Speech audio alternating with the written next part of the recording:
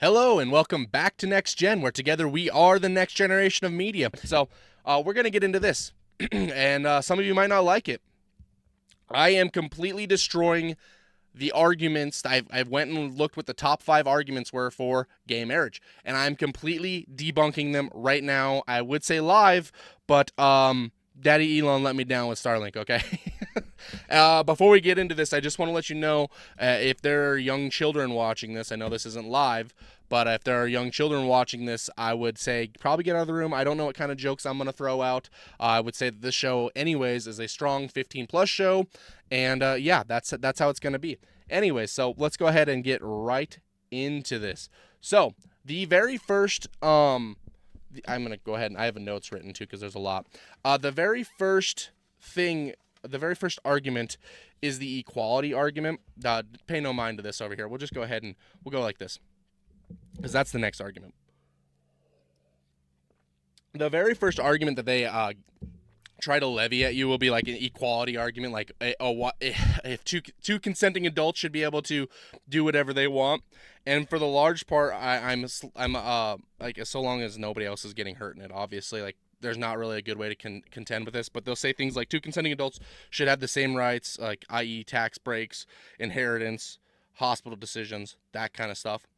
And the only one I have any kind of pushback on is the inheritance one. So like those are institutional, like given to you by a government. So fine, whatever. That's not what I'm talking about when it comes to marriage. Okay. And before I really get into this, I am going to not use religion to debunk this in any way. I am going to be strictly debunking this using secular data, okay? The only time when I will bring religion into this is when it's either begging the question for it or outright saying, okay, these like religious things in the arguments. So I'm going to give you data, not religious things. And the first thing on this, and we'll get into it a little bit more later, is what is marriage? And it's just not two people, right? It's just not two people coming together. That's not what it is. It never has been. This idea, like I said, we're gonna get into it later. That's what it is a new idea, and I don't want to put the cart before the horse on this one, and I don't want to spoil. I don't want to let the cat out of the bag for some of these later ones. But I just know that going into this, that the idea that two people, regardless of their gender, of their sex, they're the same thing. Don't let anybody tell you otherwise. Two people coming together is marriage. That's not what it is. It hasn't been for all of human history. This is a recent idea, and it is nonsense. So, if you were going to argue that they should have some sort of civil union or whatever, fine. You can have civil union between you two. And I'm going to go into further why like the inheritance part, the part that I'm going to give pushback on is if you've always been gay, right? You've never had children of your own. I'm sorry, you don't get to give a inheritance. Like you can give it to like a niece or a nephew or whatever or something like that. But if you don't have any kids of your own, what makes you think that you have the right to raise kids? It's not a right. Thinking that you have the right to raise the kids, even though you can't make them because of the things that you do, right? The friction that you have with your partner, right? I think we all know what I mean by friction. I don't mean emotional friction. I mean physical friction, because that sort of friction doesn't. You're not actually copulating in any way. You're not producing offspring. What makes you think that you get to raise kids? It's ridiculous. So the second argument, and the first argument will be fully debunked with the next one. With not with the next one, but with a further one. So keep that in mind, the equality thing, and I'll try to bring it back up as we get into it. But the second argument is it works in real life, and what they mean by this is like there's no moral decay. And to that, I would I would just go really. I have to write it down because I don't remember this. Like this is the full acronym, right? So don't give me any guff on this one. The 2SLGBTQQAIP, right? So 2S, so two spirit, lesbian, gay, bi, transsexual, queer, questioning. I don't know what the A's are. I don't remember intersex and pansexual or whatever. Who gives a shit? You're going to tell me that's not moral decay? You're going to tell me that. That's what you're going to tell me? Okay, well, let's get into it because, yeah, I brought receipts, as Candace likes to say, only my receipts are real. So if you're going to get mad at anybody, you're going to have to get mad at the CDC because this comes from them. State-specific rates of primary and secondary syphilis among men who have sex with men. And this is this is really funny because they right here, MSM. And that used to mean the mainstream media, but no, now it means men who have sex with men, so get used to it. All right, let me get a drink of water real quick. All right, so syphilis rates in the United States, this is just the kind of the summary here, and we're going to really get into it. I have one, I have a specific section that I would like to highlight for you. Syphilis rates in the United States have been steadily increasing since 2001, and gay, bisexual, and other men have sex with other men, and other men who have sex with men, whatever, collectively referred to as MSM, not mainstream media anymore, represent a disproportionate number of cases in the absence of reliable state-specific denominators. It has been difficult to estimate state-specific rates and rate ratios to accurately measure the geographic variation, whatever. We don't care about the geographic variation, to be honest with you right now. We're just trying to focus on specifically the difference between heterosexual and homosexual couples, and I have a lot to get into in this video. It's going to be rather long, but that's okay. So stick with me. And so it goes into the more of the geographic location stuff, but we don't care about that. What we really want to dive into here is it goes straight into, excuse me while I find it because I had to read that key thing for you right here. That's the way. I like it. Where is it at? How have I literally just had it. I found it before the stream again, and now I've lost it. Apologies. Is this not it? My word. Really not trying to leave any dead air time here, but I'm primary and secondary. It goes in and breaks it down by like pointages, and it's really harrowing for the syphilis cases, and I'm starting to feel like this is the wrong one somehow. And I know I had the right one the other night. Boy, that's embarrassing. It happened again. This is just geographic. This isn't even the same one that I was looking at the other night. Oh, no. This is just on geographic. What the heck happened? I don't know what happened. I had this saved, and apparently state-specific. I did not have a state-specific one. You need to know, man, I had the syphilis one popped up. Maybe it's not that one. Boy, hold on. I'm gonna look in one more place here. Is this it? Nope, that's not it. That's not it either. Well, because this is the state-specific one. I had one last night that was not state-specific. It was breaking it down, or not last night, but the other night, and I swear to God, I must have missed something in copying it because whatever. What you need to know is it's disproportionate. It said that there. I wish I had the other one. That is really embarrassing. I apologize. This has been a terrible live stream because of weather and audio issues and whatnot. I really apologize, but we're gonna make sure that we end on a strong note here, okay? Because you deserve that.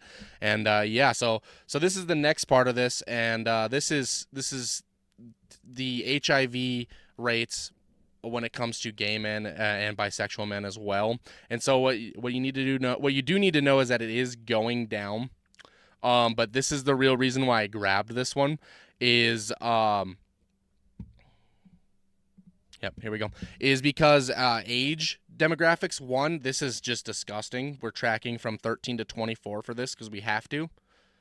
That really sucks. That's a real gut punch. But it is down 11%. But 25 to 34 is up 6%. 35 to 44 is up 22%. And so what I'm trying to this idea that we need to continue perpetuating these, like that it's okay, that everybody's equal, that there's if you're gay, there's no reason. Like, we've had to design exact pills so that you and your boyfriend can go have anal sex. Don't worry, take your AIDS pill so you don't get AIDS while you have anal sex with your boyfriend or all the other random men that you pick up from the bar. Here's your non-AIDS pill. We're gonna sit here and pretend that all couples are the same, that heterosexual and homosexual couples are the same. I'm not about it. So there's that. right? And then the next part is this right here. Nope, not that. Well, we need to get into this though too. So this is important to know before I bring up the next part. Okay.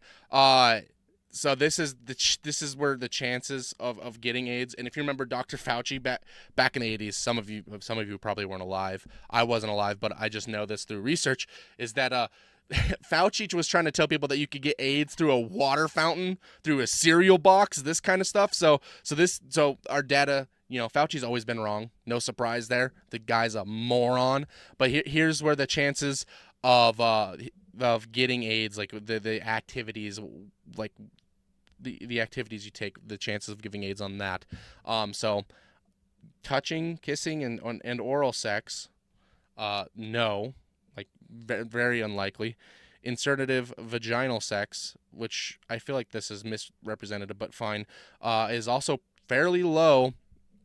Receptive, so receiving vaginal sex, is slightly higher.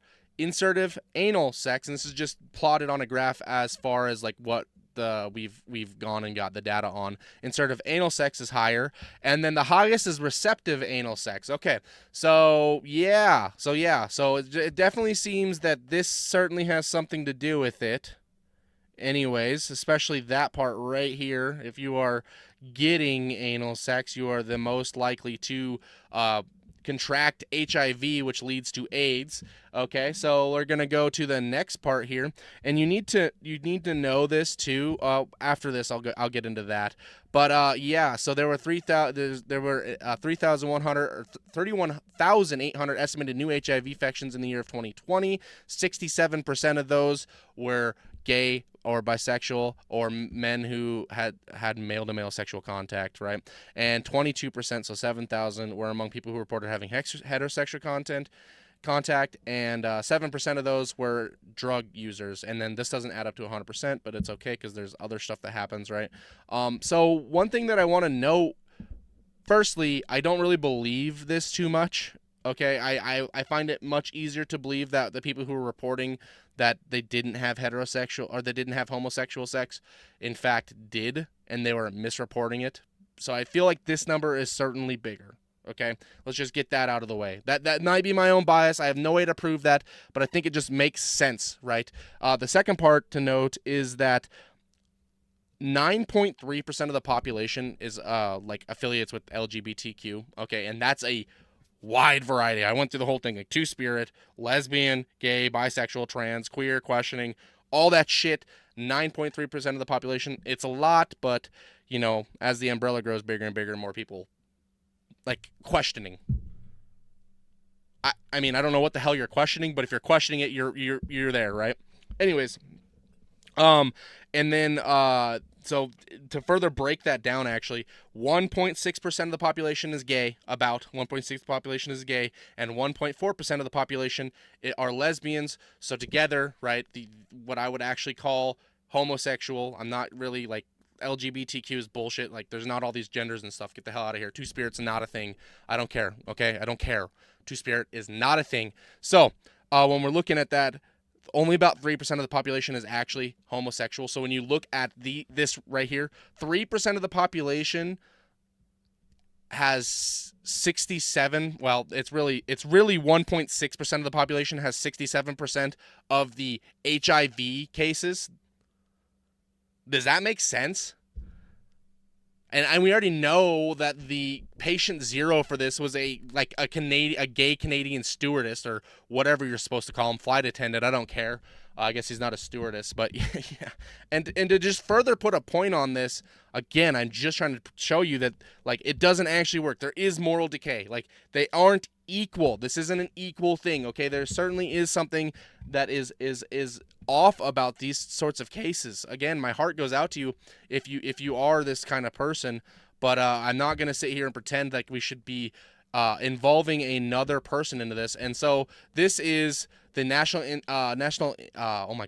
Intimate Partner and Sexual Violence Survey.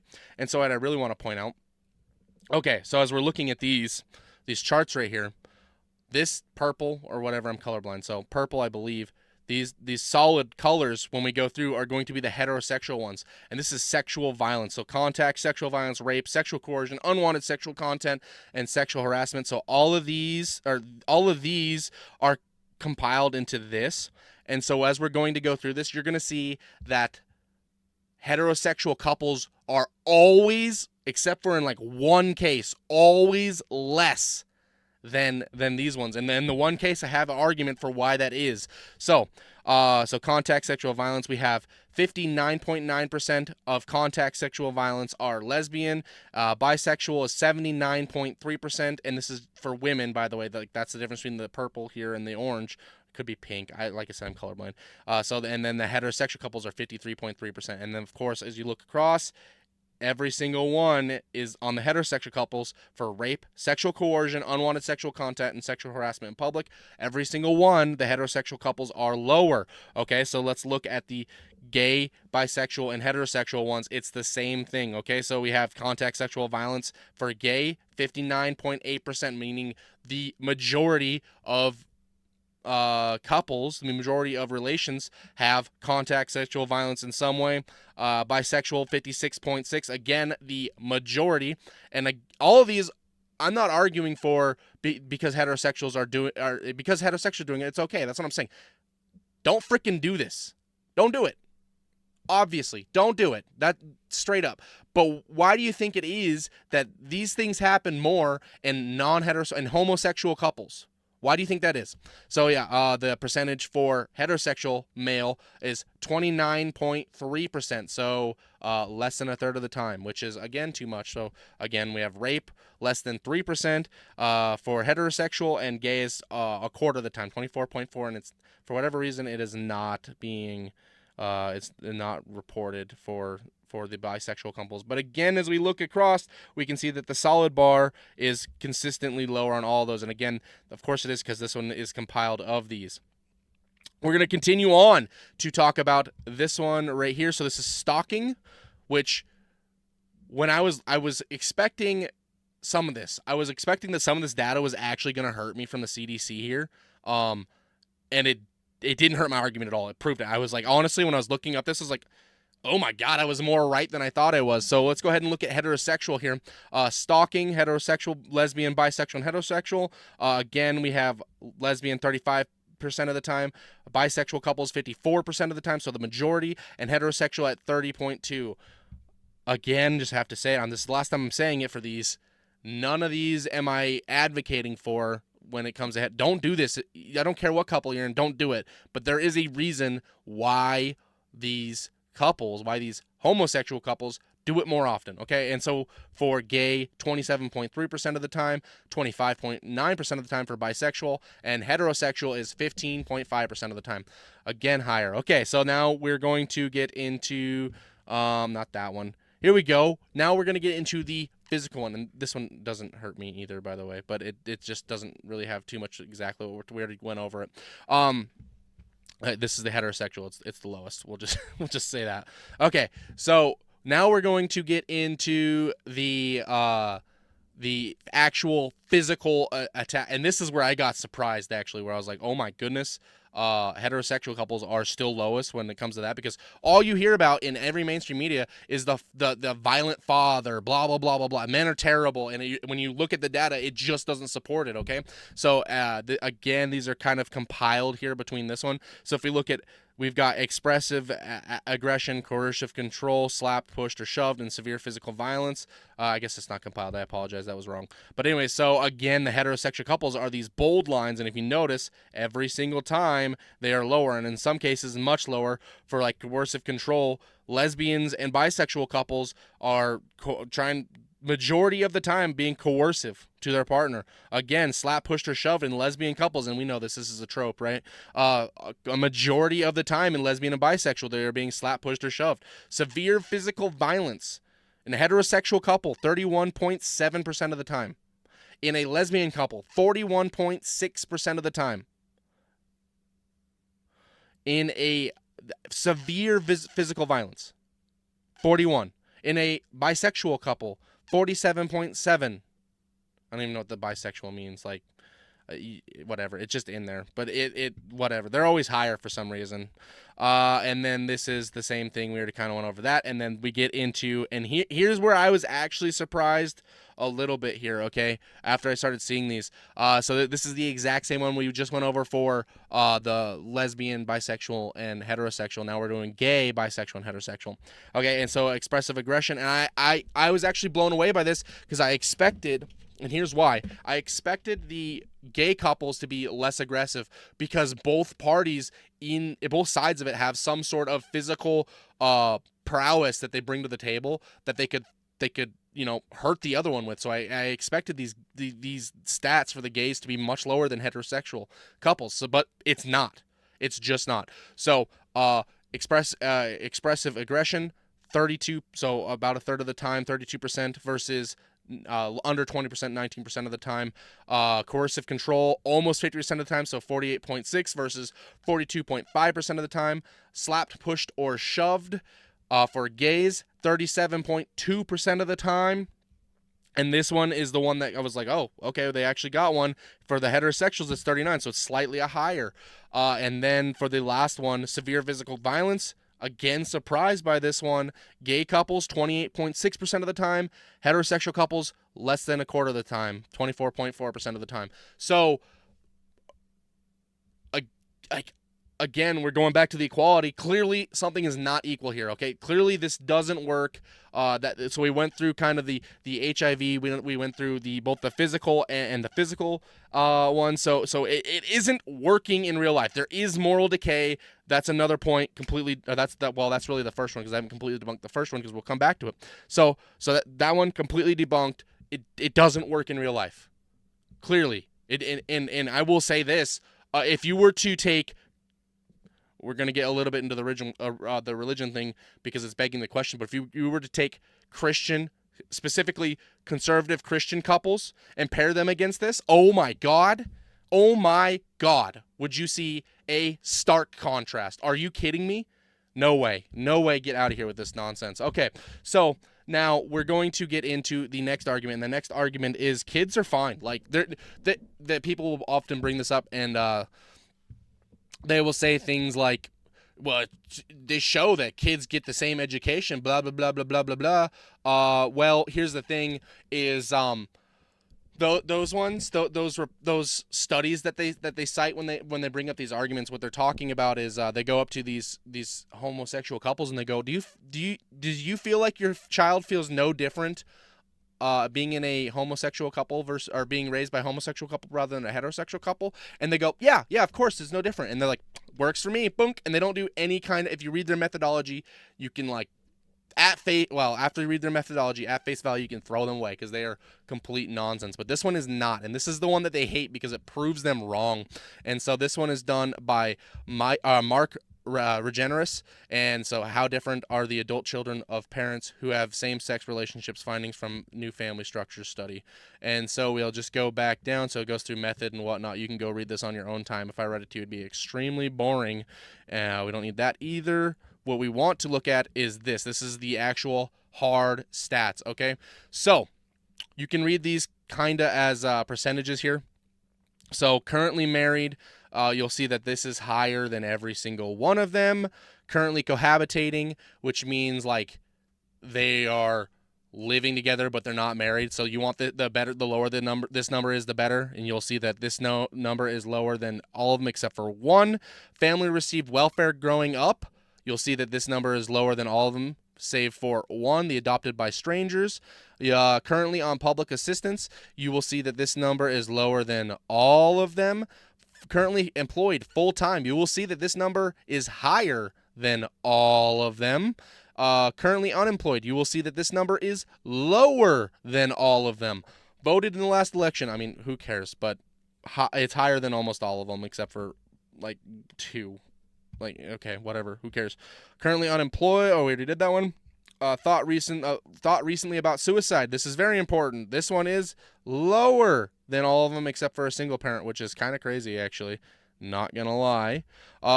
Recently or currently in therapy. This number is lower than all of them. Identifies entirely heterosexual. I mean, this is important. This is important, right? Because that's one thing that that people worry about, is that these homosexual couples are going to sway or influence their child not to be, for whatever besides their ideology. I don't know. So this number is higher than all of them. That's interesting as well, isn't it? That seems to, especially like this lesbian and this gay one, are markedly lower than this. You think that's odds? How many coincidences are you willing to take? Okay, in a same-sex relationship, again, lower than all of them, save for one, which is all other. I don't know what it encompasses, all other. Anyways, had an affair while married / cohabitating, again, lower than all of them, save for one, which is divorced. And when they have carrots or asterisks next to them, the caret indicates a statistically significant difference, and the caret next to it estimate indicates a statistically significant difference between groups mean and the mean of LM column without additional controls. Anyways, where were we at? So that's the cheating one. Has ever had an STI, again lower than all of them save for one. Ever touched sexually by a parent, and they're never lower. They're never, these numbers, right? The intact bio family, the intact biological family, these numbers are always better than the lesbian mother and gay father. The adopted by strangers, like, no, there is 0 babies, right, that are born that aren't adopted. Okay, 0. So the kids that aren't adopted are ones that were born and then later are given up for adoption. So this whole like narrative of like you can just give them up for adoption and the life will be so hard. Well, if you don't want the kid and you want to give it up for adoption, do it right away. Do it right away, because the kid's going to get adopted, and likely by, okay, Christian families are waiting in line for them. They are. And the numbers tend to fare pretty well with intact bio families, and that's what we really need to be focusing on, is what is optimal for the child. And so that's where I really want to get into like that beginning with the inheritance part, with what makes you think that you have a right to raise a child. It's not a right, it's a responsibility. You need to do the best. You need to do the most optimal thing for them. And that really gets into what is love. And I think a lot of people will think of love as some sort of lust, passion, and friction, and that's just not it. Love is sacrifice, self-sacrifice. That's what love is. And I'll just let you dwell on this. Where do you think that comes from? Where do you think that idea of love being self-sacrifice comes from? And why does it work so well? I'm not going to answer that for you. You're just going to have to think about that one.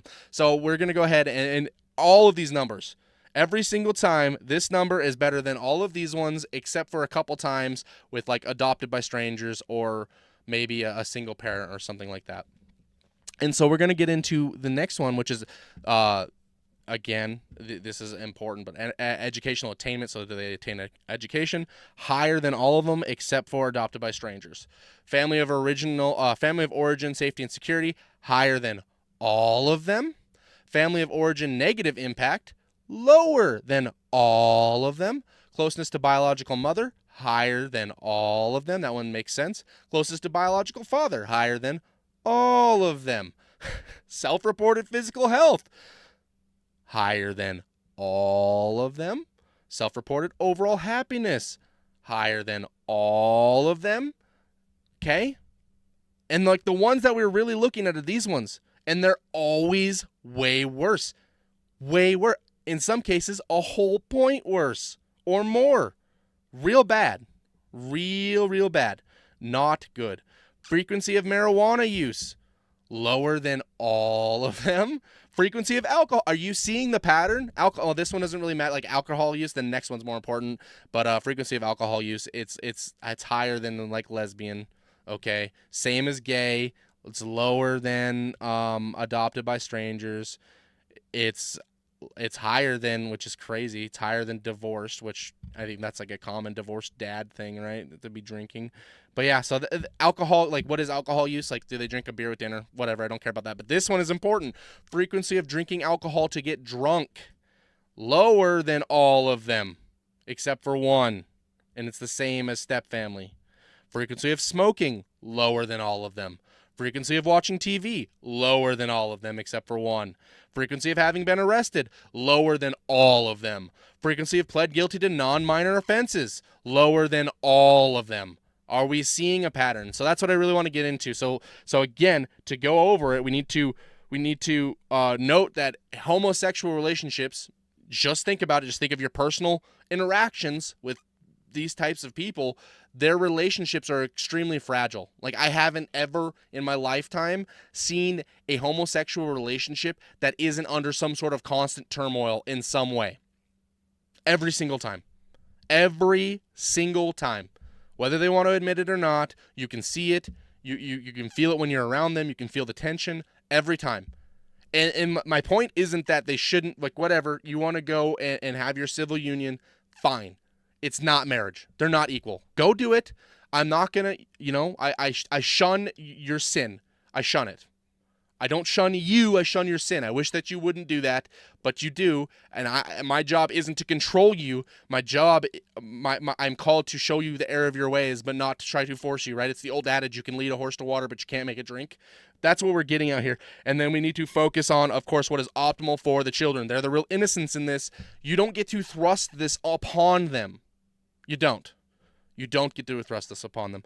Okay? And yeah, we already went over you don't have the right to raise a child. It's a responsibility. Like, again with the inheritance thing, if you have children of your own from a previous heterosexual relationship, yeah, obviously I want you to pass down your whatever you have to them so that they can inherit it. Obviously I want that to happen.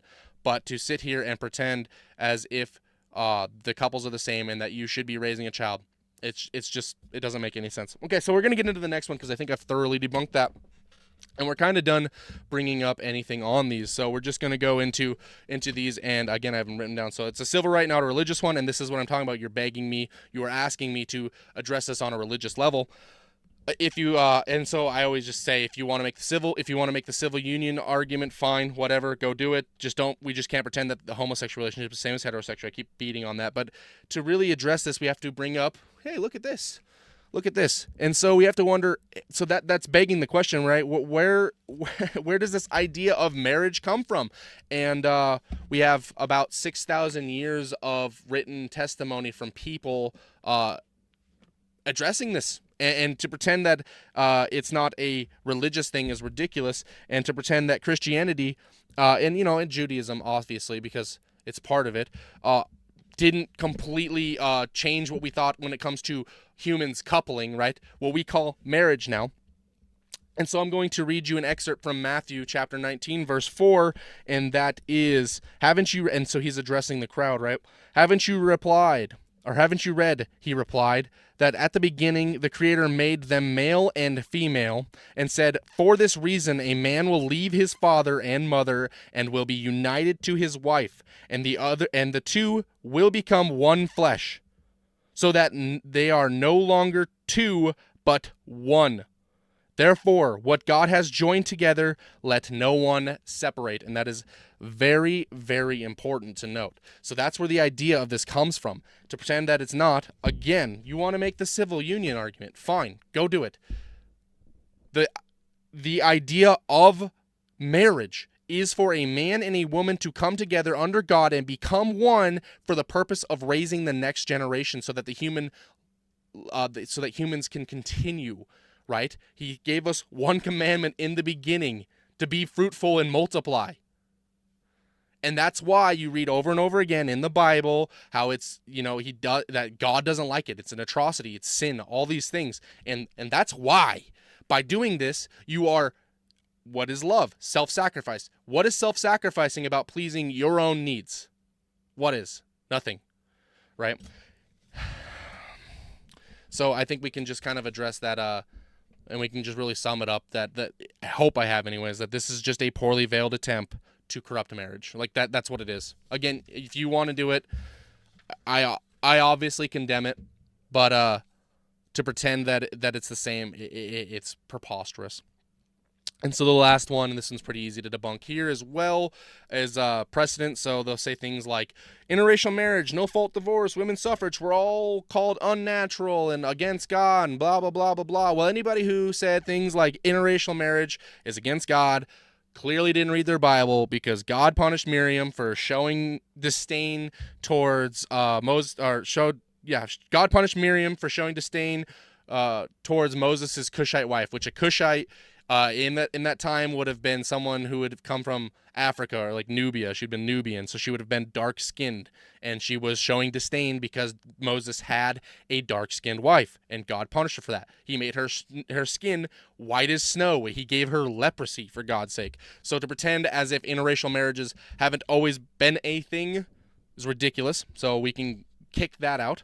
The no fault divorce thing, I think it's very clear this is a bigger topic, as well as the next one is a bigger topic. No fault divorce has been detrimental to Western culture. Just outright, the idea that you can, like, the leading cause of divorce now is irreconcilable differences. So you can just show up and you can go, well, we don't want to be married anymore. Like, I just read it to you. The foundation of marriage. I just read it to you. To become one. Do not let, and nothing can separate what God has united. But you're just gonna show up and say, we don't get along. Yeah, that's it's harmed culture, the Western culture. Women's suffrage, it's again a much bigger topic, like I talked about, and has been obviously, I would say it has been detrimental to Western culture as well. And there's a lot of arguments against it. And it's really against women's nature. You can kind of see that, like, women want to look. Every woman, basically, like younger woman anyways, has Pinterest downloaded, and Pinterest is about like homemaking and all this kind of stuff. It's like the biggest female app. No men have Pinterest. No straight men have Pinterest, but women have it, and that's because of the nature of women. So to pretend as if men and women are the same, again, preposterous, ridiculous. Get out of here with that. Like,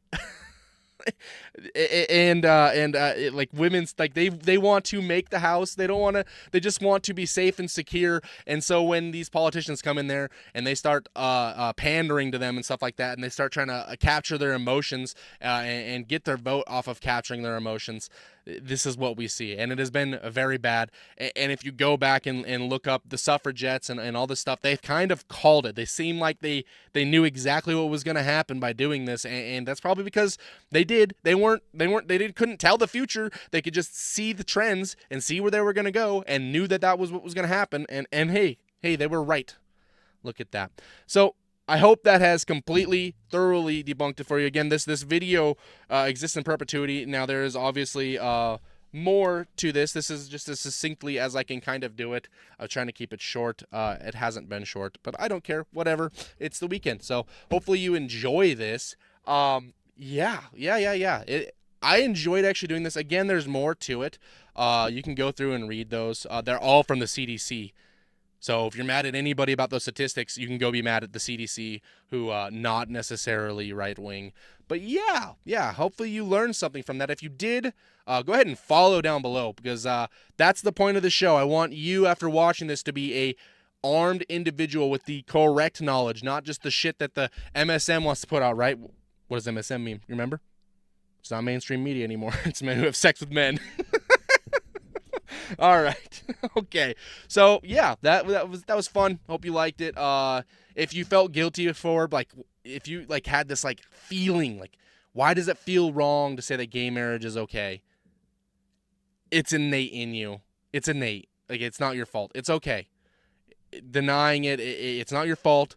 You were manipulated by society, by secular society, to think that this was okay, to think that it was natural, to think that they're the same. Men and women aren't the same. We can see it every single time in every measurable way, and this is just another one. That's all it is. If you enjoyed this clip and you want the full version, go to my bio and subscribe to Next Gen. Together, we are the next generation of media. Thank you, and I'll catch you in the next one.